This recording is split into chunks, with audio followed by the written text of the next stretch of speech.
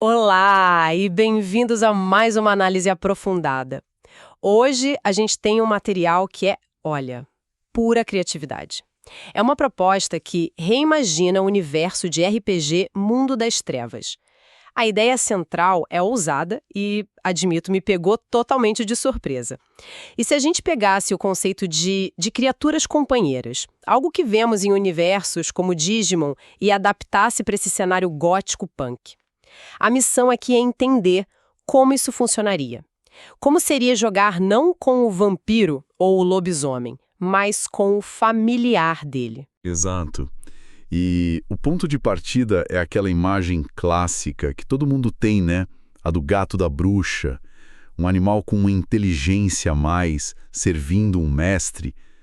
A fonte usa essa base, só que ela distorce isso de umas formas fascinantes. Qualquer jogador de Mundo das Trevas ia pensar logo de cara nos ghouls, os carniçais de Vampiro à Máscara. E aí que está o primeiro acerto da proposta. Ela ignora os carniçais de propósito. Ela faz isso para explorar territórios completamente novos, sabe? Criando conceitos específicos para a alma de cada jogo do cenário. E essa decisão de deixar os carniçais de lado já diz muito, né? Porque a relação de um carniçal com o mestre é, na maioria das vezes, sobre vício, servidão. É uma dinâmica um pouco limitada.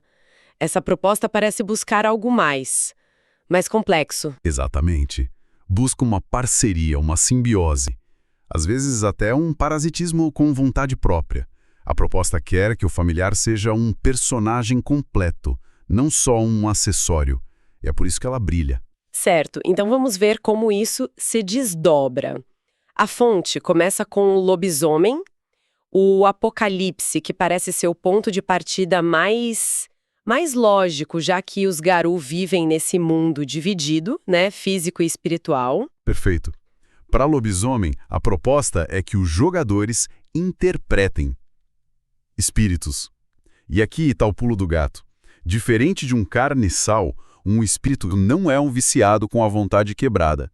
Ele tem os próprios desejos, a própria agenda. Um jogador poderia ser um espírito da raiva, que acompanha um guerreiro, um Ahron, mas que fica o tempo todo incitando ele a ir longe demais.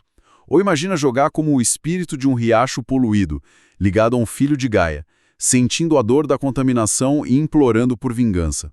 A lealdade existe, mas ela é condicional. É complexa. Entendi. Nossa, isso adiciona uma camada de conflito interno que é fantástica. Mas, do ponto de vista prático, não complica demais a vida do narrador? Ter que gerenciar as motivações do personagem principal e do espírito dele, que podem ser até opostas? Sem dúvida é um desafio, mas é um desafio que gera boas histórias, né? A fonte sugere que o espírito seria menos sobre poder de combate, mais sobre influência, sobre perspectiva. Ele poderia conversar com outros espíritos, sentir a saúde espiritual de um lugar. Ele é um guia, um conselheiro e, às vezes, uma péssima influência. É um jogo de equilíbrio. Faz sentido. Ok, espíritos para lobisomens é bem orgânico para o cenário, mas e num universo focado em conspiração, em subterfúgio, como demônio? A queda. Como um companheiro se encaixa aí sem ser só uma miniatura do mestre? Ótima pergunta. E a resposta da fonte é elegante. Os imps. Eles seriam a encarnação mais clássica do diabinho no ombro. Não são criaturas de força bruta, mas de astúcia. O papel deles no jogo seria social, subversivo. Enquanto o demônio mestre está lidando com pactos grandiosos e inimigos celestiais, o imp estaria no nível da rua, sussurrando pequenas maldições, excelando pactos menores com mortais, espalhando boatos. Ele é o agente do caos em pequena escala. Ah, então ele é menos um músculo extra e mais o advogado do diabo literal do personagem? Ele faz o trabalho sujo, o trabalho sutil, enquanto o mestre foca no quadro geral. Gostei. E o material fica ainda mais criativo quando chega em Shenlin, o sonhar. Aqui a fonte se solta de vez. A primeira ideia é a mais óbvia. Fadas no estilo sininho. Pequenas, ágeis, ótimas para espionagem, para encantar os outros. Funciona, mas é um pouco previsível. É a segunda ideia que realmente me pegou. Deixa eu adivinhar. Marionetes animadas. Marionetes. Isso. Pensa na vibe de filme de terror tipo O Mestre dos Brinquedos. Pequenos seres de madeira e pano que ganham vida pela glamour, a magia dos changelings. Eles seriam estranhos, um pouco assustadores e totalmente inesperados. Caramba, marionetes animadas. Isso é genial. Sai completamente do esperado. Traz uma estranheza que combina perfeitamente com o bizarro de Changeling.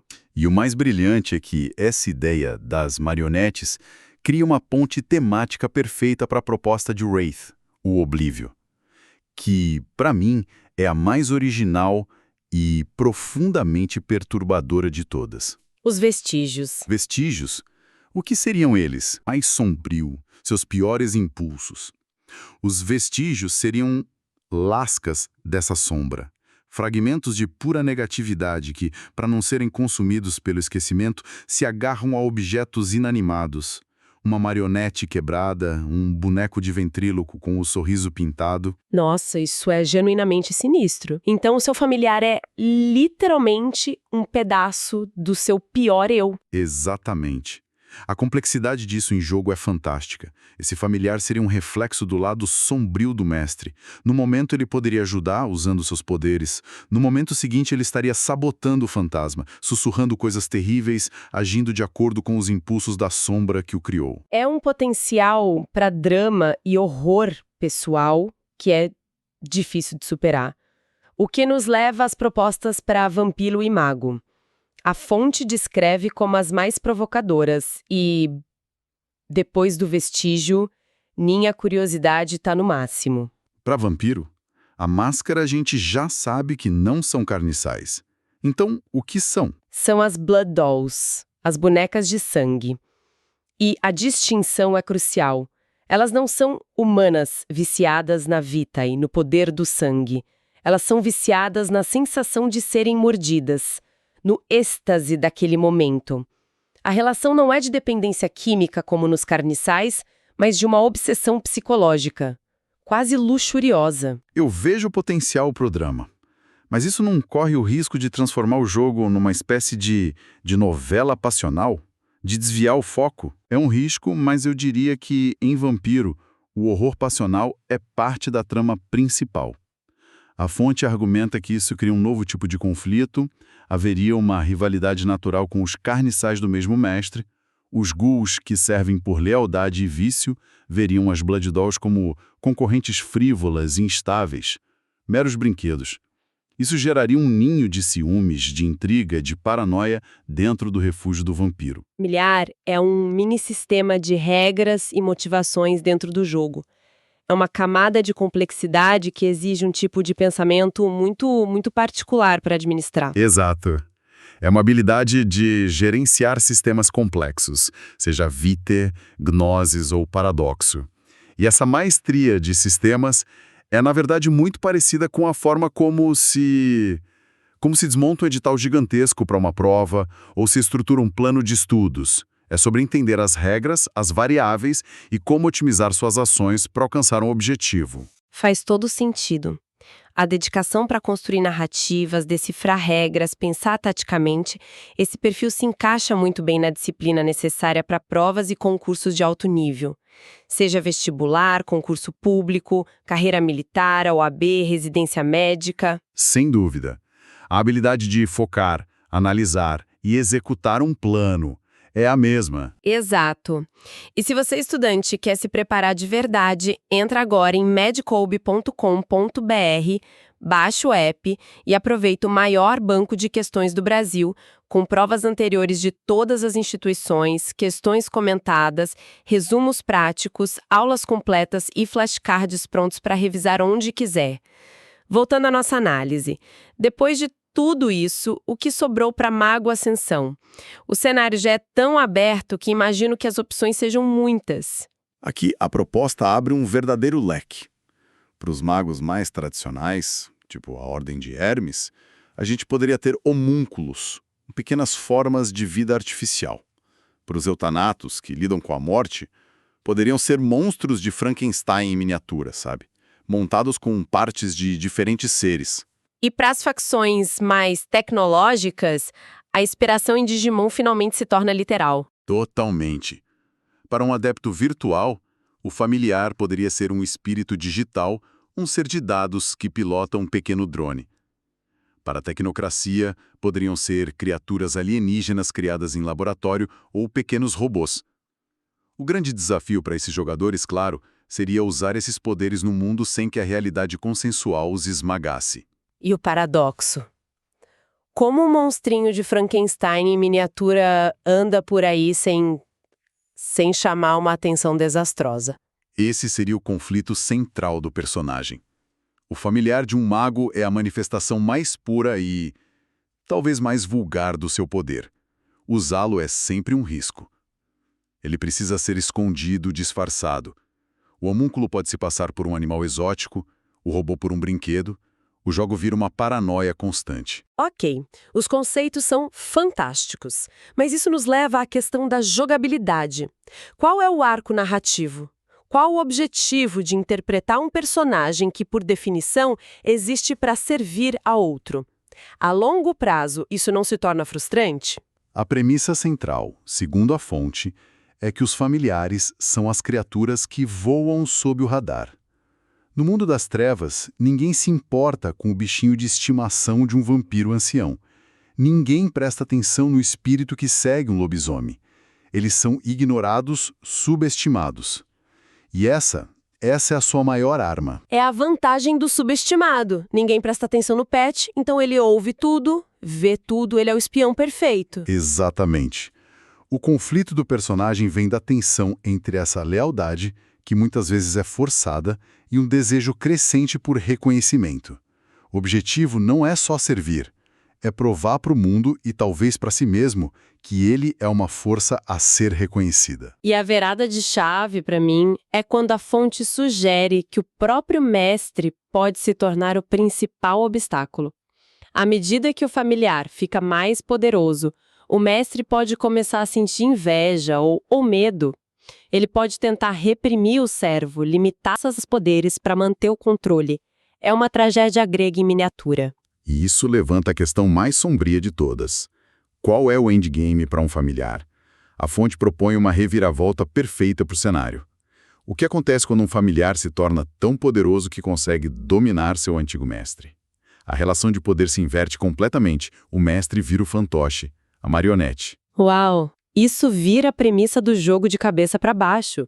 O objetivo final do jogo pode ser uma traição. Isso cria um dilema moral incrível. Os jogadores devem aspirar a esse poder, a se tornarem senhores de seus antigos senhores, ou devem lutar contra esse impulso. E não tem resposta certa. É isso que torna a ideia tão potente. E falando em perigo, como fica a morte? A inspiração em Digimon sugere que eles não morrem permanentemente. Como isso se traduz por horror do mundo das trevas? Sim, como funciona a mecânica de morte e ressurreição sem que pareça um videogame, sem tirar o peso das consequências. A ideia é que eles estão ligados à força vital dos mestres. Eles não podem morrer de verdade, a menos que um mestre morra ou os liberte. Mas a forma como eles voltam é tudo menos indolor. O exemplo mais visceral da fonte é o da Blood Doll. Ao ser morta, ela não se cura magicamente. Ela acordaria horas ou dias depois, inexplicavelmente, na maca fria de um necrotério, com todos os ferimentos ainda abertos, o corpo um destroço, mas com o coração voltando a bater. Lentamente. É puro horror corporal. Que imagem poderosa e terrível. Então, para resumir, a fonte pega um conceito da cultura pop, as criaturas companheiras, e o desconstrói de forma brilhante. Cria propostas que não são só pets mágicos, mas reflexos da essência de cada jogo, do horror de Wraith à paranoia de mago. Exatamente. O ponto mais alto de tudo isso é dar profundidade, agência e ambição a seres que normalmente seriam só coadjuvantes. Ferramentas. A ideia de que o servo pode ter seus próprios sonhos, suas angústias e, o mais importante, um potencial para se tornar algo muito mais terrível que seu mestre. Isso é a essência do que torna as histórias no mundo das trevas tão cativantes. E isso nos deixa com um pensamento final para reflexão. A fonte fala sobre o familiar que domina o mestre, invertendo a relação. Mas e se o objetivo final fosse ainda mais sombrio? Se o poder de um familiar está ligado ao mestre, o que aconteceria se ele encontrasse um jeito não só de subjugar, mas de roubar ou absorver a essência do mestre? Poderia um vestígio devorar a alma do fantasma que o criou, se tornando a personalidade dominante? Uma Blood Doll poderia drenar a própria maldição do vampiro para si, deixando o mortal e se tornando a nova criatura da noite? Fica a reflexão sobre até onde vai a identidade quando o poder é compartilhado, e quando um lado decide que quer tudo só